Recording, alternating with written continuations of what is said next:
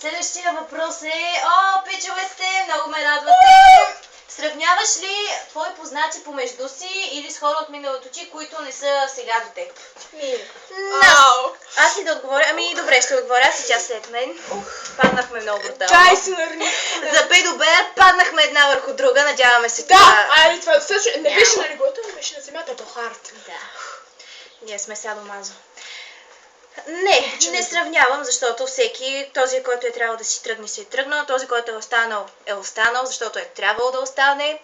И всеки човек, който е идвал или си е отивал в живота ми, е бил отделна личност и е допринесъл да се превърна в човека, в който съм сега.